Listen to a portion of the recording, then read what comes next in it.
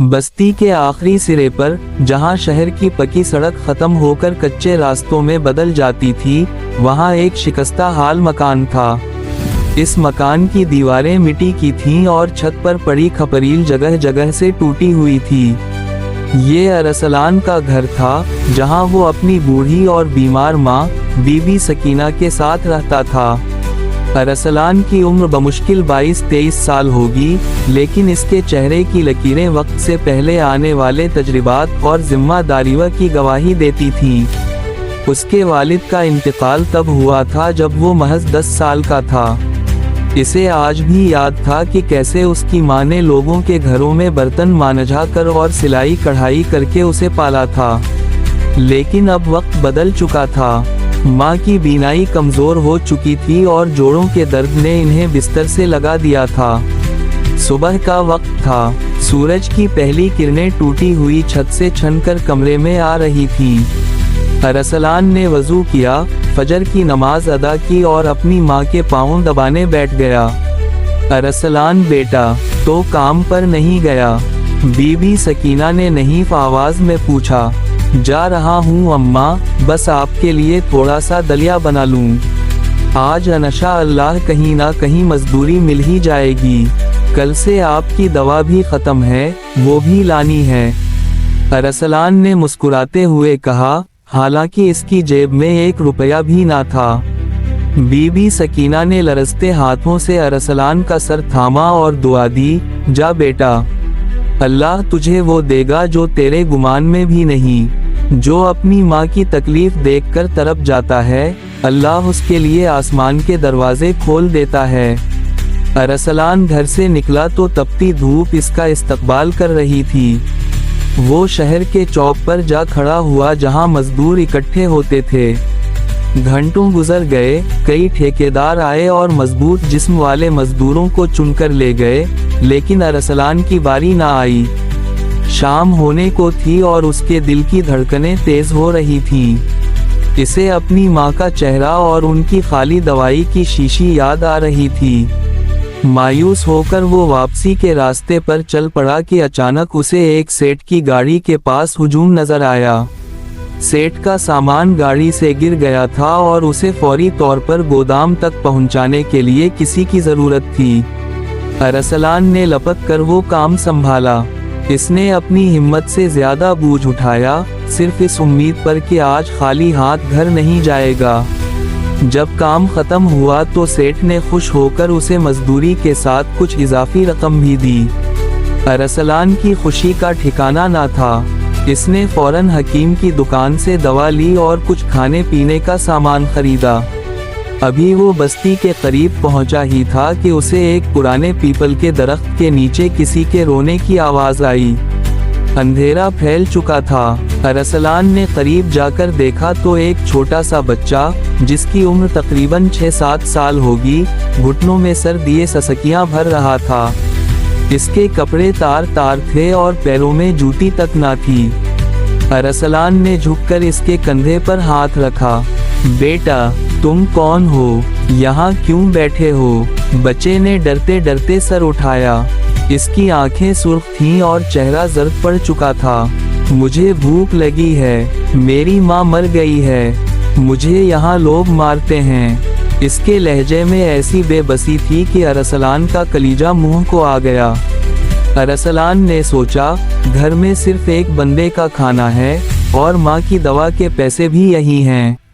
अगर मैं इस बच्चे को खाना खिलाता हूँ तो माँ भूखी रहेगी, और अगर उसे छोड़कर जाता हूँ तो अल्लाह को क्या जवाब दूंगा।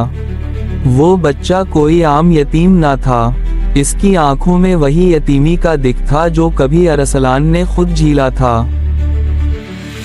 अरसलान का इस बच्चे को घर ले जाना और उसकी माँ का रद्दअमल शामिल होगा।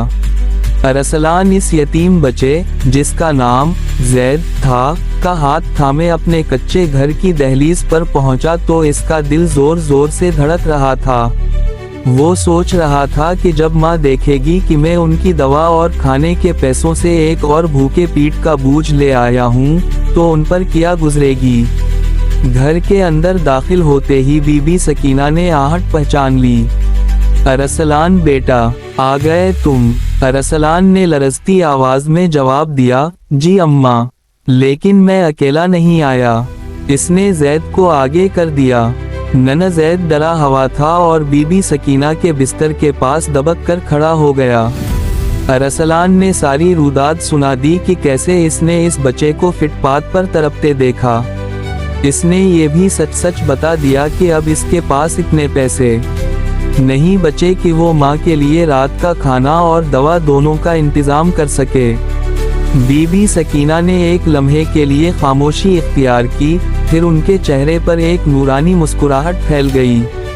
इन्होंने कांपते हाथों से जैद को अपने पास बुलाया और इसके सर पर हाथ रख कर कहा, बेटा अरसलान, तूने आज मेरा सर फख्र से बुलंद कर दिया। अगर तो इस बच्चे को वहाँ छोड़ आता तो मैं शायद ये समझती कि मेरी तरबियत में कमी रह गई है। मेरी दवा तो अल्लाह के जिक्र में है और मेरी भूख इस यतीम के पेट भरने से मिट जाएगी। जा, जो खाना तो मेरे लिए लाया है वो इस बच्चे को खिला दे। अरसलान की आंखों में आंसू आ गए। इसने देखा कि एक बीमार माँ अपनी तकलीफ भूलकर एक अजनबी यतीम के लिए अपना नवाला छोड़ रही थी। इस रात अरसलान और उसकी माँ ने सिर्फ पानी पीकर गुजारा किया, जबकि जैद पीठ भरकर उनके पहलू में सो गया। अगली सुबह जब अरसलान बेदार हुआ तो उसे अपने वजूद में एक अजीब सी ताजगी महसूस हो रही थी। इसे ऐसा लग रहा था जैसे घर की फिजा बदल गई हो। वो दोबारा काम की तलाश में निकला, लेकिन आज इसका इरादा कुछ और था। वो इस बच्चे के असल ठिकाने का पता लगाना चाहता था। शहर के बड़े चौक पर आज गैर मामूली चहल पहल थी। बड़े बड़े पोस्टर्स लगे थे जिन पर जैद की तस्वीर थी और नीचे तलाश गुमशुदा लिखा था। अरसलान ने गौर से देखा तो पता चला कि ये बच्चा शहर के सबसे बड़े रईस और मुखयर शख्सियत सेठ उस्मान का पोता था।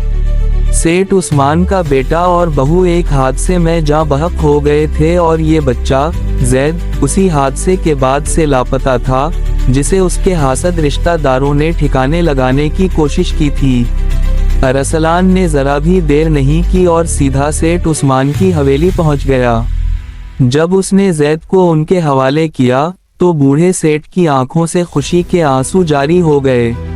वो अपने पोते को जिंदा देखकर सजदा शकर में गिर पड़े। सेठ उस्मान ने अरसलान से पूछा, नौजवान, तुमने मेरे पोते को पनाह दी, उसे खिलाया जबकि तुम खुद फाके में थे।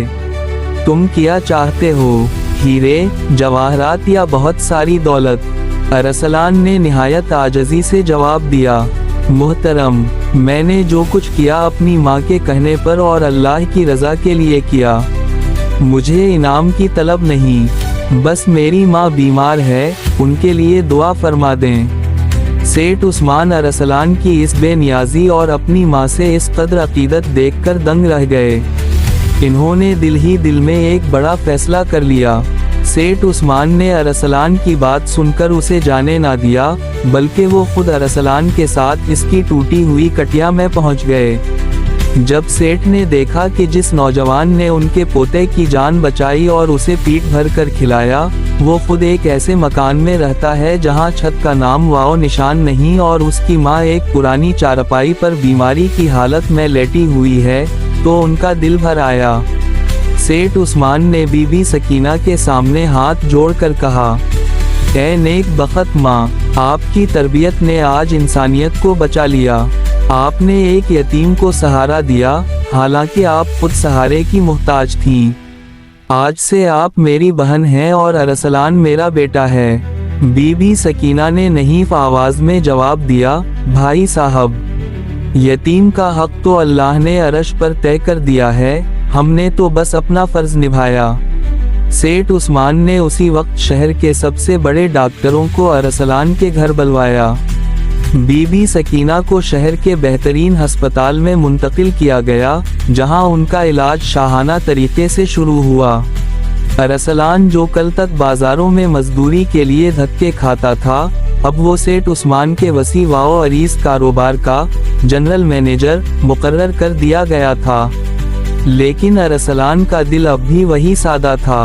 وہ اپنی پہلی تنخواہ لے کر سب سے پہلے اسی یتیم خانے گیا جہاں زید جیسے کئی اور بچے رہتے تھے۔ اس نے اپنی زندگی کا مقصد بنا لیا کہ وہ اپنی ماں کی خدمت کے ساتھ ساتھ ادھر زید کے وہ حاسد رشتہ دار جنہوں نے اسے اغوا کروا کر مروانے کی کوشش کی تھی تاکہ وہ سیٹ عثمان کی جائیداد ہڑپ سکیں، وہ ارسلان کی دیانتداری کی وجہ سے پکڑے گئے۔ ارسلان نے بڑی حکمت عملی سے ان کے خلاف ثبوت اکٹھے کیے اور انہیں قانون کے حوالے کر دیا۔ زید اب ارسلان کو اپنا سگا بھائی مانتا تھا۔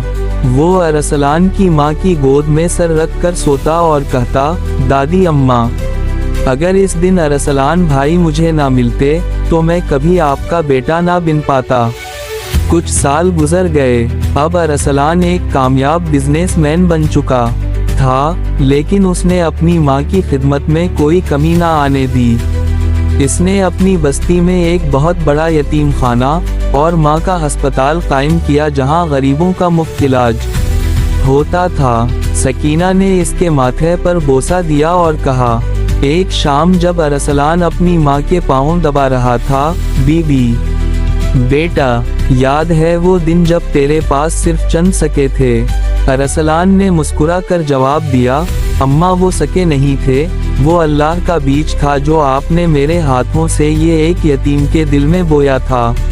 آج جو کچھ ہمارے پاس ہے وہ اسی ایک نوالے کا صدقہ ہے جو آپ نے اپنے منہ سے نکال کر اس یتیم کو کھلایا تھا۔ نتیجہ دنیا کی کوئی طاقت اس شخص کو غریب نہیں کر سکتی جس کے سر پر ماں کی دعا ہو اور جس کے ہاتھ یتیم کے سر پر شفقت سے اٹھتے ہوں۔ اللہ کی راہ میں دیا گیا 1 روپیہ جب اخلاص کے ساتھ دیا جائے تو وہ پوری تقدیر بدلنے کی طاقت رکھتا ہے۔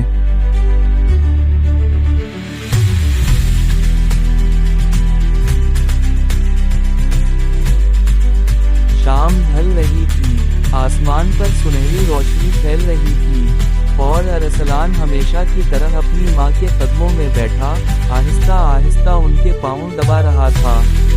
وہی ہاتھ جو کبھی مزدوری کرتے تھے آج کامیابی کی چوٹی پر تھے، لیکن خدمت کا انداز اب بھی وہی تھا۔ بی بی سکینہ نے پیار سے اس کے سر پر ہاتھ پھیرا اور بولی، بیٹا، یاد ہے وہ دن جب ہمارے پاس صرف چند سکے تھے؟ ارسلان مسکرایا، آنکھوں میں نمی تیرنے لگی، اماں وہ سکے نہیں تھے، وہ اللہ کا دیا ہوا بیج تھا جو آپ نے ایک یتیم کے دل میں بو دیا تھا۔ آج جو کچھ ہمارے پاس ہے وہ اسی ایک نوالے کا صدقہ ہے۔